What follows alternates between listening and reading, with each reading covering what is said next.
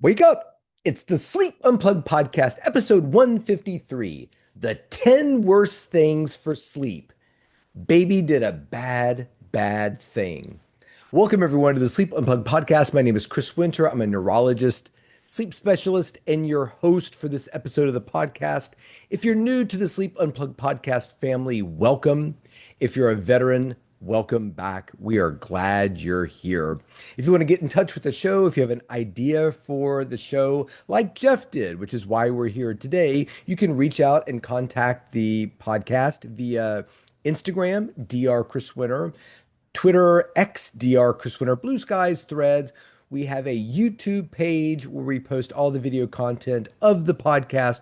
We also have a Spotify music playlist where we post the musical reference to each episode. Tonight's a good one. Today's a good one, I should say. We are rapidly closing out the third season of the podcast. This is episode 153. Episode 156 will be the final episode of season three. Episode 157 will start our fourth year, and we will start a new Spotify music playlist at that time as well. I'm going to skip comments, corrections, criticisms. There were a lot of them recently that referenced the snooze button. So I'll try to consolidate this very quickly. We did an episode 140, about the snooze button, where we basically said, look, the snooze button isn't that big of a deal. Some new research came out through Harvard, which basically said, no, lots of people using it, and there was a lot of commentary about it being bad. And I posted a reel on Instagram to say, well, both can sort of be true. It probably isn't great to be slamming the snooze button all the time. However, there is some research that was actually cited in the Harvard paper. They just didn't talk about it, where the snooze button might be a useful tool for people who are night owls, who have a delayed circadian phase, people who have a lot of sleep inertia, difficulty getting going in the morning, that maybe you're in a deep sleep, the snooze alarm goes off, you wake up out of the deep sleep, fall back to sleep, and then in that light sleep, the alarm goes off the second time. You awaken from a light sleep. Hey, maybe that's better. This all kind of stemmed because there was an episode of the, what is it, the NBC, the Today Show, did a thing about this. And an couple astute listeners to the podcast said, I think I remember the Today Show doing something where the snooze button wasn't that bad. And of course, we found that was from 2023,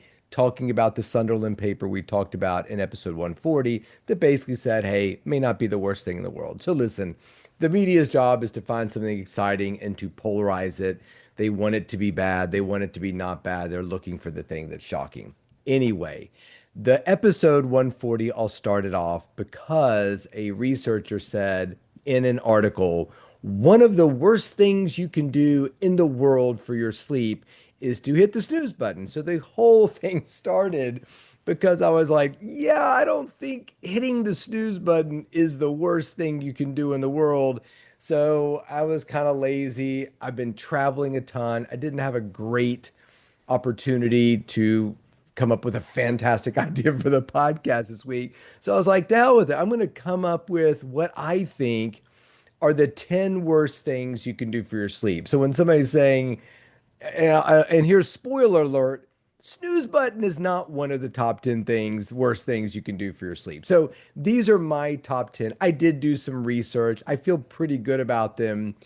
If you think one should be displaced for what you think is bad for your sleep, I want to hear about it. So let me know, Dr. Chris Winter Instagram, and maybe we'll amend the top 10. Maybe this will be a roll, it's a rolling top 10. Like we'll always have the top 10 threats to your sleep, and they can be dynamic, meaning that we might, move. It's sort of like the power rankings on ESPN, where, maybe they're saying right now the Dodgers are the number one power ranking team, but if they lose a few games to the Mets, then they slip down to number three, and there's a new, number one kind of college rankings, power rankings kind of thing. So this will be the inaugural power rankings in terms of the 10 biggest threats out there to our sleep. And before we get going, I want to thank Authenticity. You're probably thinking, hey, where's the Authenticity 50 sponsor? They didn't sponsor, they only sponsored the last four podcasts. We actually didn't have a sponsor for this podcast episode, but I just wanted to give a shout out because they now hold the current record for most episodes sponsored, as well as the longest streak of sponsordom, which was 4 episodes. Really appreciate those guys at Authenticity 50, even though they are not sponsoring this week's episode. So before we get going into the podcast, I want to talk about Baby Did a Bad Bad Thing, which is the title lyric for the podcast, which is from Chris Isaak's album.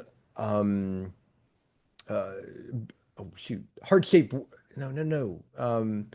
Forever Blue. Sorry, this was his fifth album, Forever Blue. I always get that confused. The his Heart Shaped World was 1989, which had Wicked Game, which is such a great song, great video, and great Jack Black parody of that. If you haven't seen Jack Black sing Wicked Game, he sings it a lot in concert, actually. It's so great. But so he had Heart Shaped World 89. I can't remember what the second album was. It was about San Francisco. I don't remember much about it. But then fifth album came out and it was great. It was a fantastic album. Wicked Game really became popular because it was in the Nicolas Cage movie Wild at Heart, and that really kind of launched Chris Isaak and his music. A similar thing happened with his Forever Blue album. Beautiful Girl, the song Graduation Day was featured in the movie Beautiful Girls, which is one of Natalie Portman's earlier roles with Timothy Hutton. Matt Dillon had a huge cast. It was a movie I always liked, and there was a song on there off that had a great soundtrack. And I have not been able to find, I think it's Pete Droge, Droge. I wasn't never really familiar with him, but he did a song on that soundtrack called Beautiful Girls, and it's an awesome song. And Spotify doesn't have it. I can't find it anywhere. So if you can find that song for me, that'd be great. Anyway, graduation day was on there. Similarly, Nicole Kidman was listening to Baby Did a Bad Bad Thing, and Stanley Kubrick, who was shooting Eyes Wide Shut at the time, heard the song and said, I want to use that in the soundtrack for my new movie. So they got in touch with Chris Isaak, and Chris Isaak basically said yes. And he said to somebody, I've never seen a Stanley Kubrick movie I didn't love, so of course I'm going to say yes. And they featured Baby Did a Bad Bad Thing and Somebody's Crying, which is another good song off that album, in Eyes Wide Shut, which is one of my absolute favorite movies. And the way they use that song in the movie is just incredible. So we'll put Baby Did a Bad Bad Thing on the Spotify music playlist and salute Chris Isaak. So moving into our top 10 list. And before we get going, I want to give everybody out there a huge thank you because I just went over 10,000 followers on Instagram, which is really crazy because the Instagram content is definitely hit or miss. Oftentimes it's just me sticking a Sleep Unplugged sticker somewhere random in the world and filming it. But you guys are a great community. It's fun doing this for you. And I just wanted to thank you for following me and trusting me to give you some okay sleep information. So here we go. No, and these are not in particular. I started to order them. I was walking the dogs today. I was trying to like mentally put these things in order. Maybe as we create our top 10 threat list, we will eventually put it in order, but I haven't had time to really think about that right now. So another way you can interact with the show is write these down and give me the order you'd put them in, and we'll start there. And then from time to time, we'll update the threats to your sleep list, the top 10 threats to your sleep list. So, number one, I think this is a no-brainer, shift work. I think shift work is probably number one in terms of what it's doing to our sleep because we know research says it is diminishing the amount of sleep we're getting. It is probably diminishing the quality of sleep we're getting because you're sometimes sleeping in the day, sometimes at night. And I'm going to qualify shift work as rotating shift. You work night, 7A to 7P. I'm sorry, you work days, 7A to 7P. Then 2 weeks later, you're working nights, 7P to 7A, and you're going back and forth all of your life. So we know it diminishes sleep quality, quantity, and consistency. So it hits all three things in a truly negative way. There was actually a nurses' health study in JAMA, I think it was Harvard study in 2015, that basically said nurses working rotating shifts over 15 years had a 30% higher risk of dying from heart disease than the day shift nurses. Now, that's not back and forth. That's only working nights, only working days. But everybody knows when you work nights, you often go back to days for your daughter's birthday party and for the trip and for the Memorial Day weekend, which we're getting ready to celebrate. So I think that that adjustment is really bad. And for people who say, well, I like working shift work, it feels good to me, I still think that doesn't take away the threat that is there for your sleep. So again, shift work, big threat, snooze button, not too much. So I think that's a good one. So number two, and this could definitely be number one, is sleep deprivation. Sleep deprivation is probably the biggest threat to your sleep, meaning you're choosing not to get it.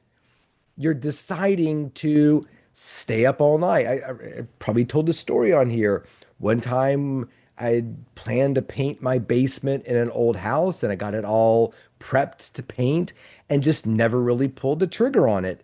And eventually, we kind of got into it. Like, when are you going to paint that? Well, I'm getting to it. Well, you keep saying you're getting to it, but you're never doing it. If I was like, you know what? You're right. I'm just going to paint it. And I went downstairs and that night painted it all night. Started as the kids went to bed, finished up when they woke up. I mean, I did stuff like that all the time. One time I remember leaving Chapel Hill where I was in my fellowship, drove to see a house we were purchasing, got there, and was like, well, I'm here and here's some paint. I went ahead and painted my daughter's bedroom because I thought, well, this will be perfect. So we don't have to waste time once we move here. We can just move her stuff in and she can start living in this bedroom because it's already painted the way we want. And I remember finishing up. It was like 2 in the morning, drove from Chapel Hill back to, I'm sorry, drove from Charlottesville back to Chapel Hill, got there around 6 a.m and just slept in the car for 30 minutes or an hour. 7 a.m., my wife walked outside, knocked on the glass. I woke up and went about my work day. I mean, just dumb stuff like that. So sleep deprivation, you're choosing not to sleep is a huge threat to your sleep, to your health. And again, if you listen to this podcast, this is not an Insomnia Monday. We are not talking about insomnia when we talk about sleep deprivation. We are talking about sleep deprivation. You are choosing not to sleep.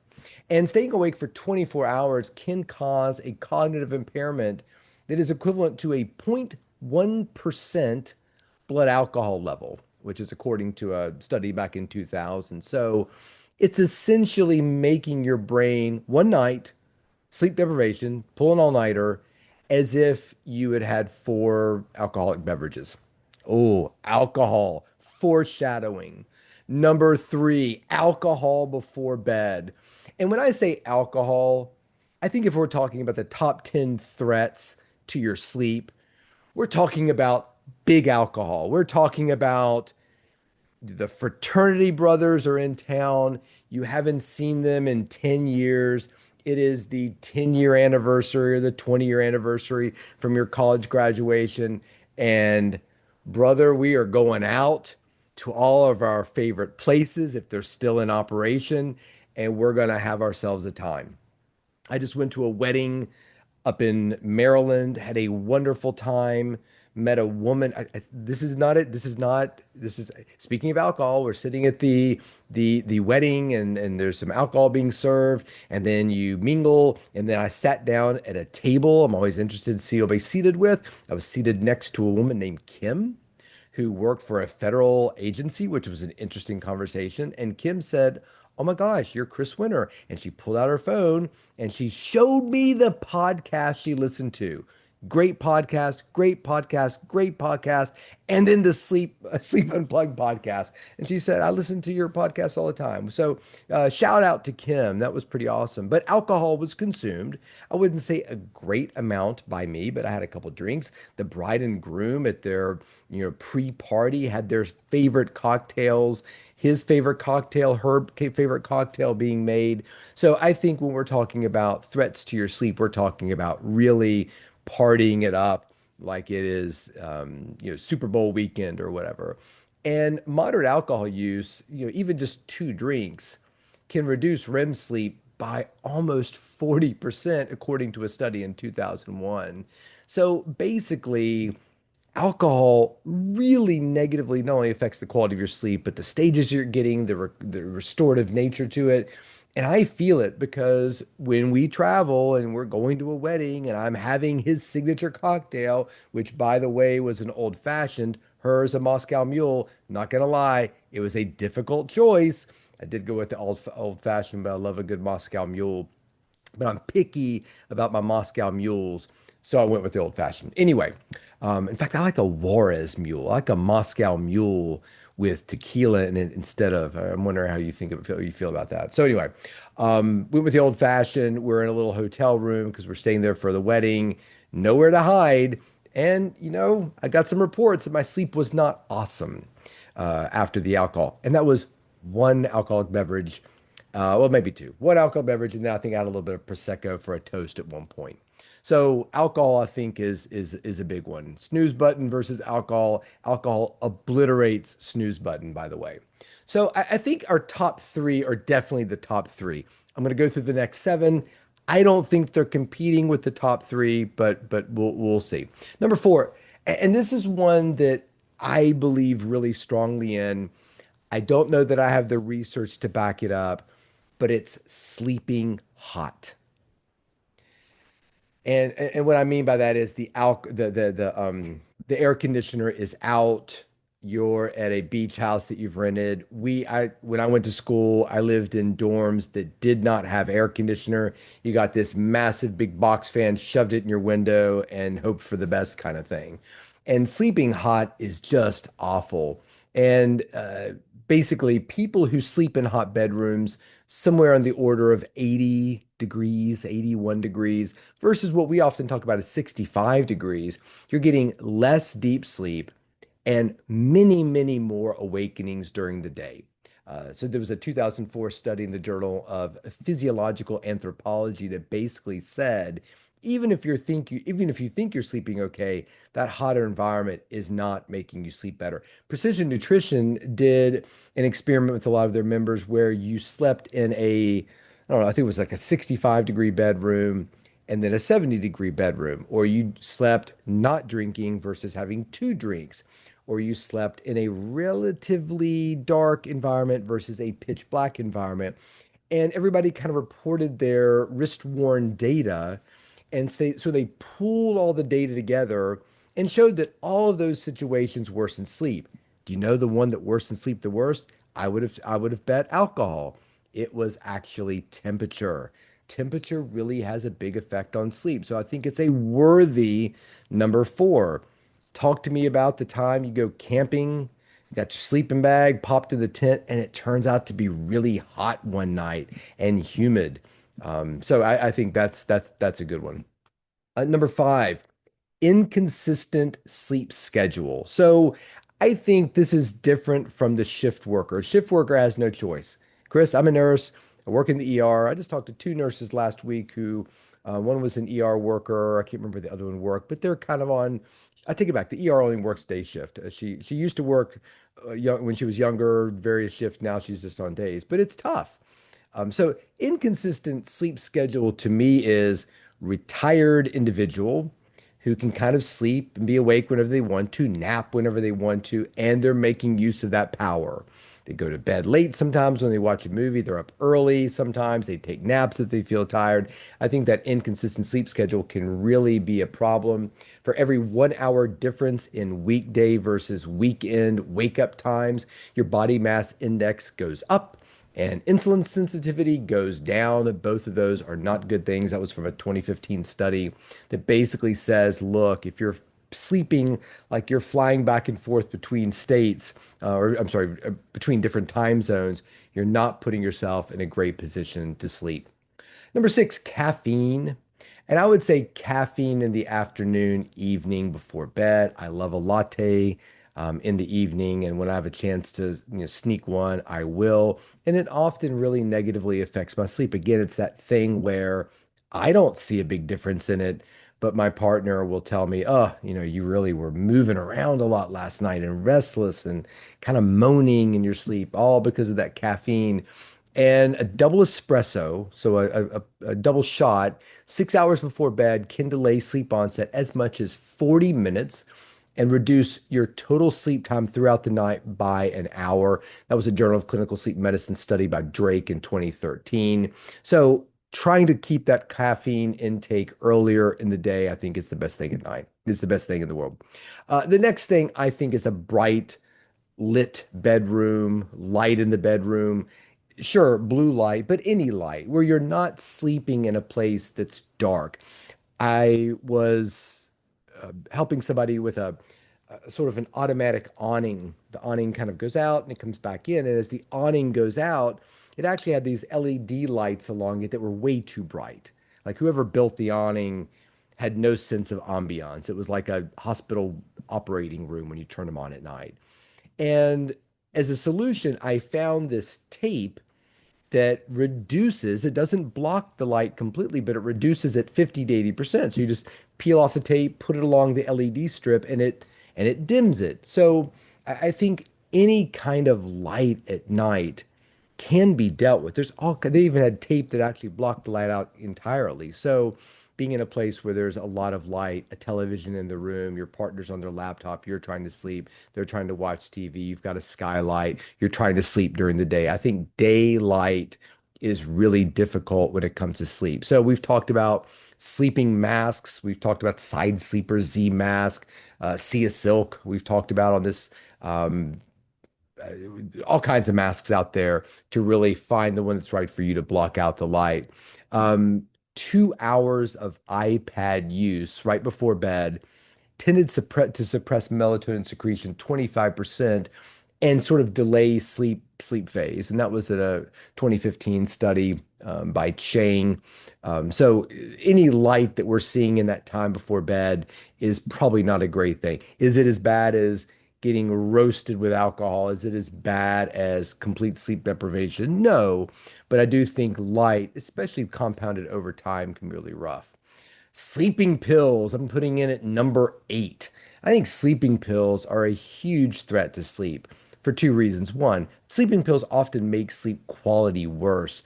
Number two, they're kind of a Trojan horse because while they are making sleep worse, I think the perception is they're making it better. Nobody's thinking, oh, the alcohol, the caffeine, the sleep deprivation, the shift work is making my sleep better. We all know these things are bad. I think the problem with sleeping pills, there's a big population of people out there who think they're improving their sleep, or at a minimum think, well, I can't sleep without them, so it doesn't matter if they're good or bad. I have to have them. And I think chronic sleeping pill use is awful. I mean, I'd put it up there in some cases with alcohol.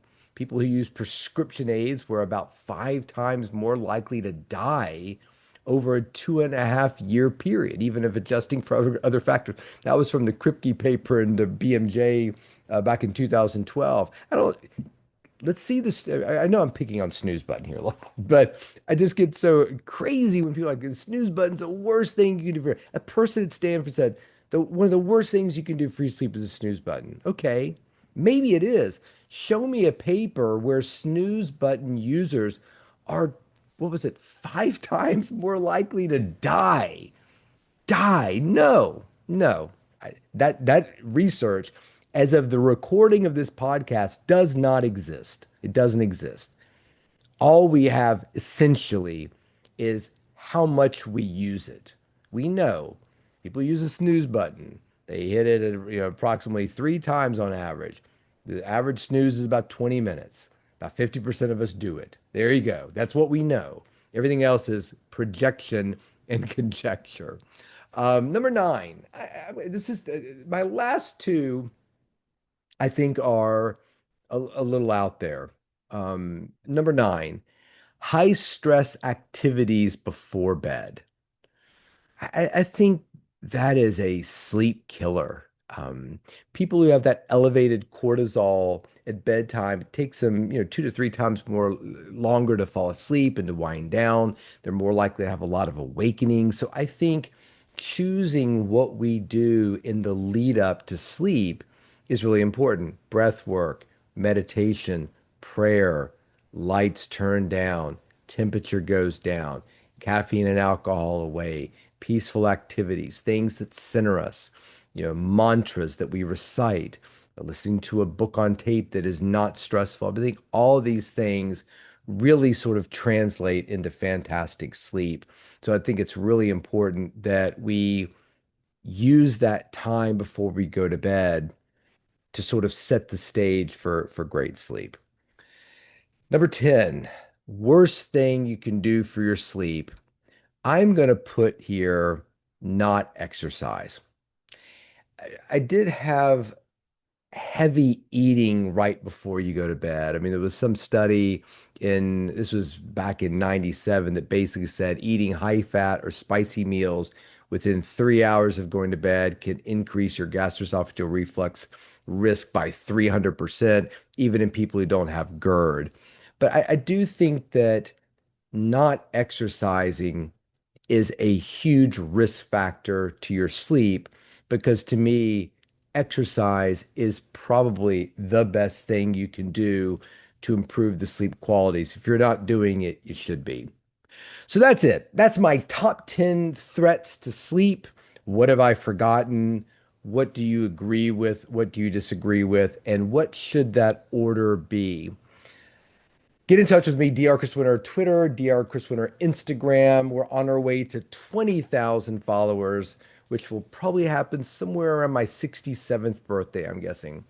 Let me know what you think about the list. Hit me up for ideas of future topics. Thank you very much, Chris Isaac, for your wonderful music. And until next week, sleep well.